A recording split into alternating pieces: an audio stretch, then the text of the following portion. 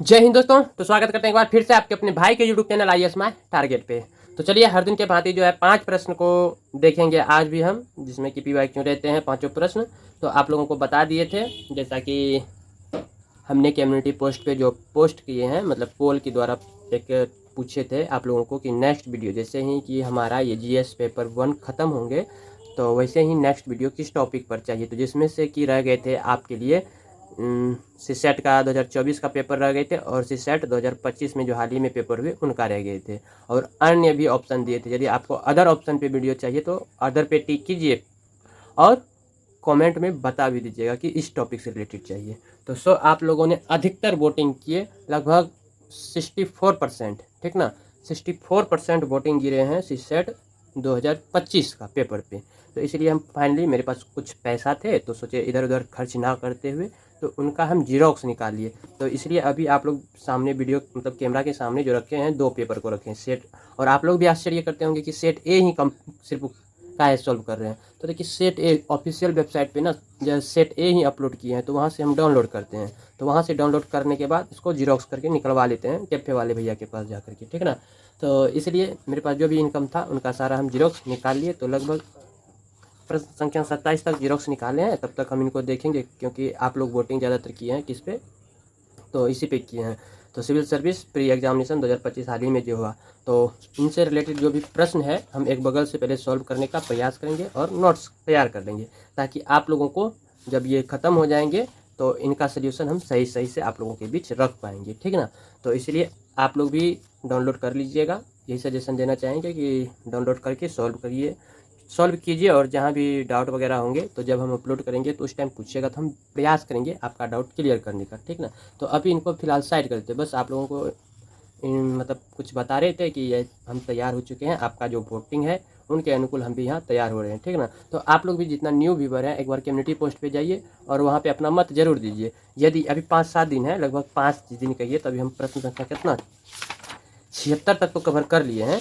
तो 100 प्रश्न रहते हैं इसमें, और सेट में तो 80 प्रश्न ही रहते हैं। तो देखिए हाँ 76 तक कवर कर लिए हैं, और आज भी हम 5 प्रश्नों को देखेंगे। तो 77, 78, 79, 80 और 81, तो टोटल 19 प्रश्न बच गए। तो 5 या 15, 3 दिन तो रखिए, 3 से 4 दिन रखिए।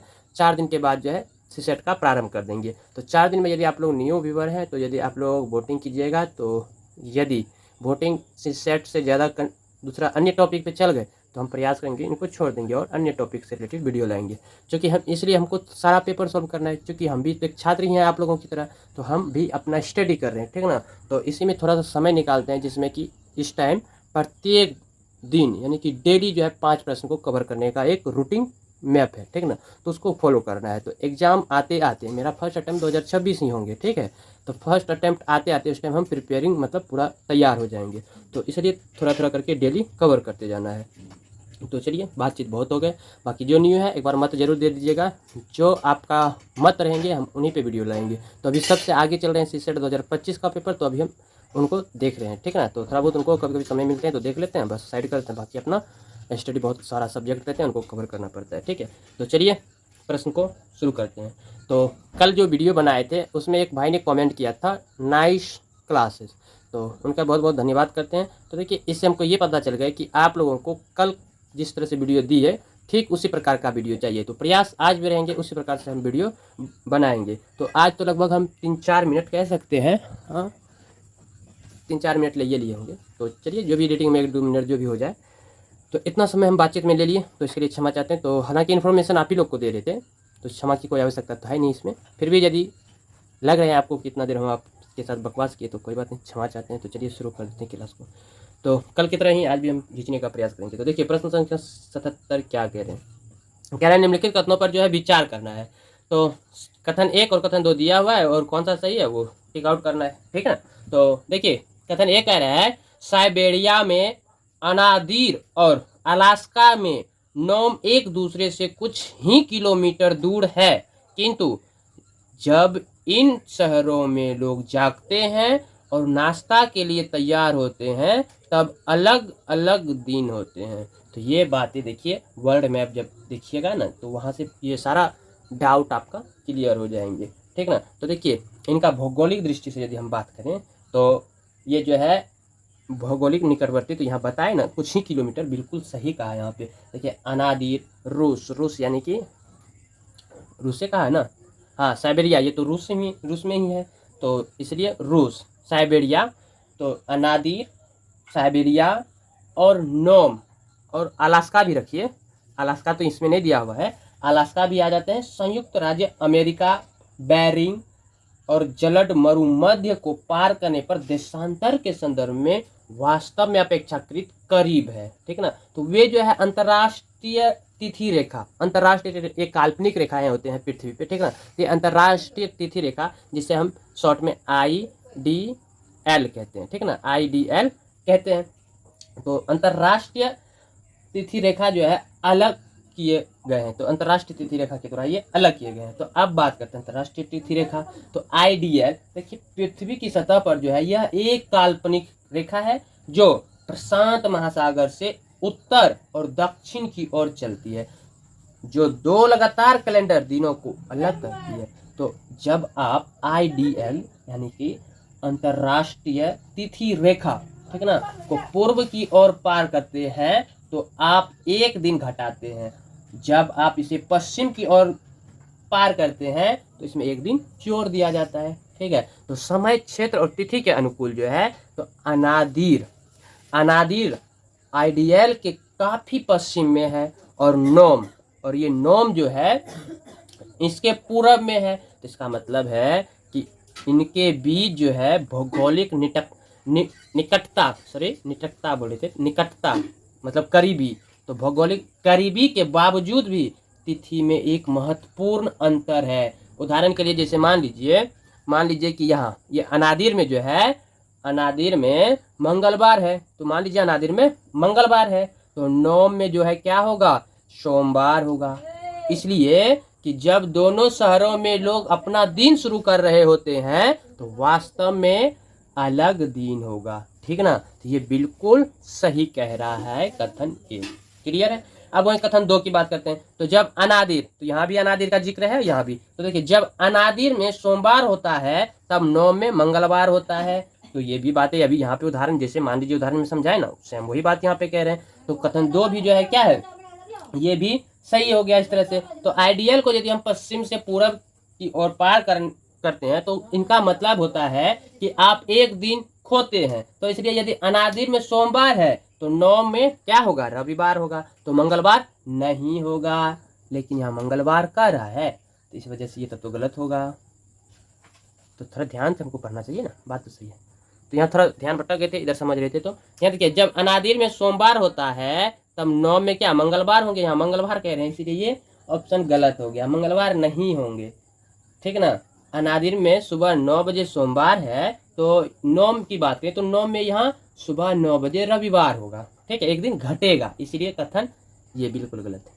तो यहाँ से हम देखते हैं कि कथन 1 सही है, तो आप ऑप्शन मिला लीजिए, ऑप्शन यही होंगे, केवल एक सही है, तो ऑप्शन ए इनका सही जवाब है। क्लियर है।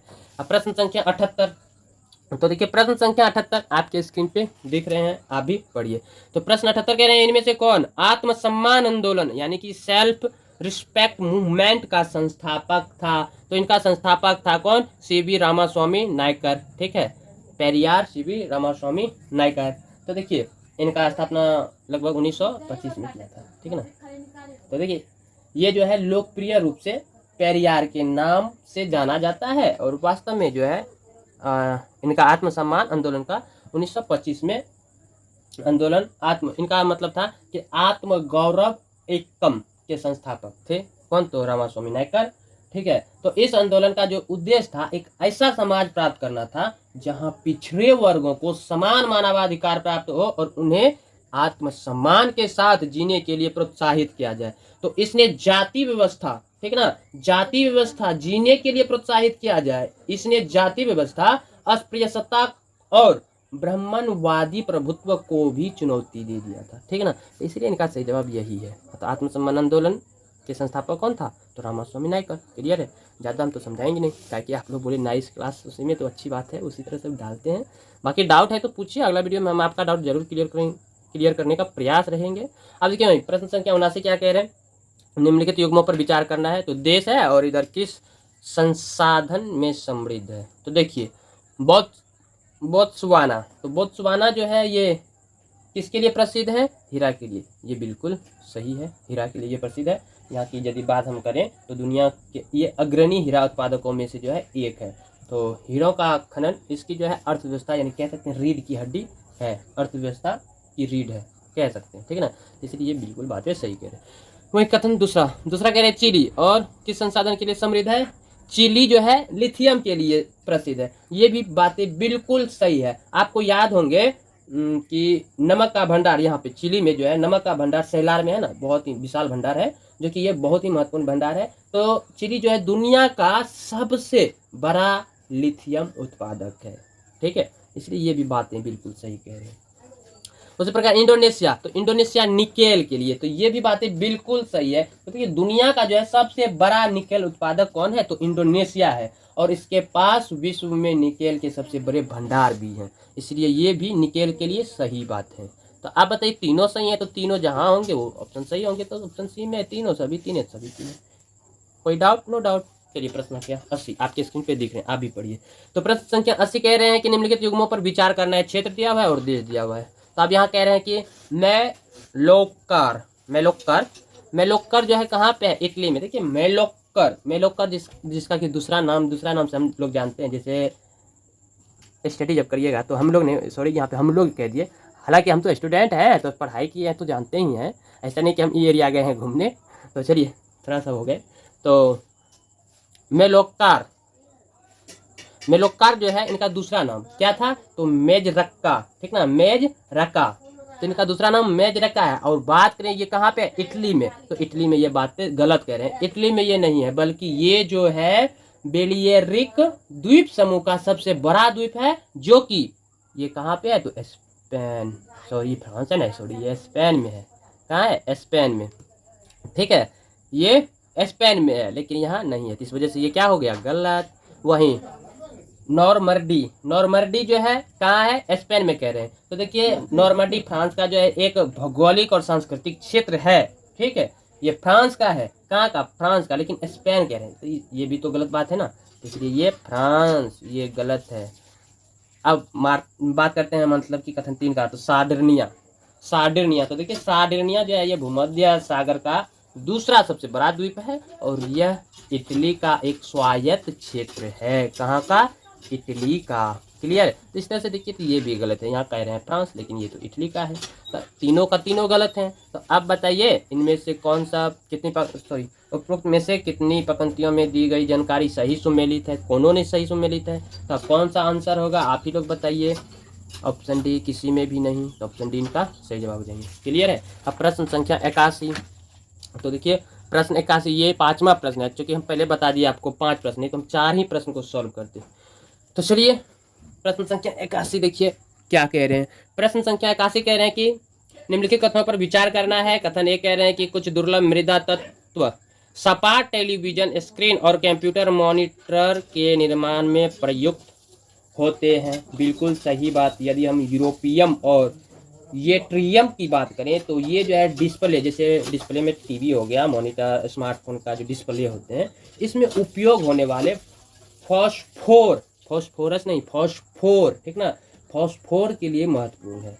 तो ये तत्व इन स्क्रीनों में देखे जाने वाले चमकीले रंगों और कुशल प्रकाश उत्सर्जन को संभव बनाते हैं। तो इसलिए यहाँ पे ये जो बातें कहें बिल्कुल कथन 1 सही कह रहे हैं। वहीं कथन 2 कह रहे हैं कि कुछ दुर्लभ मृदा तत्वों में स्फुरदीप्त गुण धर्म होते हैं। बिल्कुल सही बात है। बात करें ये जो मृदा तत्व है, तो कुछ कई दुर्लभ मृदा तत्व जब विशेष प्रकार की ऊर्जा, जैसे कि यूवी प्रकाश, ठीक ना, यूवी प्रकाश, तो कुछ विशेष प्रकार की ऊर्जा, उदाहरण रखे जैसे यूवी प्रकाश को रख लीजिए, तो इनके संपर्क में आते हैं तो स्फुरदीप्त या अधिक सामान्यता कह सकते हैं कि संदीप्त या प्रकाशिकी कह सकते हैं। तो ये स्फुरदीप्त प्रदर्शित करते हैं। तो यह गुणधर्म ही ठीक वही कारण है जिसके वजह से उन्हें डिस्प्ले में फॉस्फोर के रूप में उपयोग किया जाता है। तो जैसा कि कथन एक में उल्लेख किया गया है कि स्फुरदीप्त एक पदार्थ द्वारा प्रकाश या अन्य विद्युत चुंबकीय विकिरण को अवशोषित करने के बाद प्रकाश का उत्सर्जन है, तो यह एक प्रकार की संदीप्त है। ठीक है ना। तो इस तरह से देखिए तो कथन 2 भी सही भी है, और ये जो है इनका क्या व्याख्या भी करते हैं, इनसे ही रिलेटेड बातें यहाँ भी कह रहे हैं। तो इसका मतलब ऑप्शन को देखते हैं तो उपयुक्त कथनों के संदर्भ में निम्नलिखित में से कौन सा एक सही है। तो कथन 1 और कथन 2 दोनों सही है, बिल्कुल दोनों सही है। तथा कथन 2 कथन 1 की व्याख्या करते हैं, बिल्कुल ए इनका सही जवाब हो जाएंगे। क्लियर है। अब प्रश्न संख्या 82 को कल कवर करेंगे, 1 2 3 4 5, कल 86 तक कर लेंगे। ठीक है। तो आज का सेशन को अब यहीं पे हम करते हैं खत्म। आज भी मेरे ख्याल से थोड़ा शुरुआत में जो समझाए वगैरह बातचीत किए, तो मेरे ख्याल से आपका 12-15 मिनट तो ले ही लिए होंगे, क्या कि 5 मिनट तो आपका समझाने में लगा दिए, बाकी 10 मिनट में 5 प्रश्न कर ही लेते हैं ऐसे। यदि समझाते हैं ढेर कर करके तब तो उसमें 20 मिनट लग जाते हैं, डबल टाइम लग जाते हैं। इसलिए कम समय में अच्छा कंटेंट आप लोगों के बीच रखेगी। तो अब आप लोग कमेंट करके बताइएगा आज का सेशन कैसा रहा। बाकी यदि आप लोग हमारे साथ स्टडी करना चाहते हैं, यानी कि पूरा दिन का दिनचर्या में हम क्या क्या करते हैं, इस तरह से आप लोग भी स्टडी करना चाहते हैं, तो आप लोग प्लीज़ भाई को सपोर्ट कीजिए। थोड़ा फाइनेंशियल प्रॉब्लम है, जिस वजह से हम पूरा कह सकते हैं फुल टाइम स्टडी पर भी हम नहीं दे पा रहे हैं। तो जैसे अब फाइनेंशियल आप लोग सपोर्ट कीजिएगा, तो निश्चित रूप से आप लोगों से बात क्या छुपाना, आप लोग भी जानते हैं यूट्यूब पे जब सपोर्ट आप लोगों का प्यार मिलते हैं तो इससे कुछ अर्निंग होते हैं, मतलब मनी आने लगते हैं। तो मनी आने से हमारा आर्थिक स्थिति सुधर सकते हैं, और आर्थिक स्थिति सुधरेंगे तो हम पढ़ाई पे पूर्ण रूप से फोकस कर पाएंगे, और जैसे पढ़ाई पे पूरा फोकस करेंगे तो आप लोगों को भी अपने साथ फोकस करवाएंगे। ठीक है। तो जो भी सब्जेक्ट हम पढ़ेंगे कैमरा के समक्ष पढ़ेंगे, और आप लोगों के लिए भी वीडियो अपलोड हो जाएंगे, और पढ़ाई और वीडियो बस यही काम रह जाएंगी। लेकिन अभी मेरा दिनचर्या बहुत ही डिफिकल्ट हो गया, मतलब बहुत ही खतरनाक। अभी हम नहीं कहेंगे तो अच्छा है, बस सॉल्व कर दिए, आप लोग देख लिए, यही काफ़ी। तो बस प्लीज़ आप लोगों से यही रिक्वेस्ट करेंगे कि भाई को सपोर्ट करें। अब मिलते हैं कल, तब तक के लिए love you all of you, bye bye, good night, जय हिंद, जय भारत, गुड नाइट।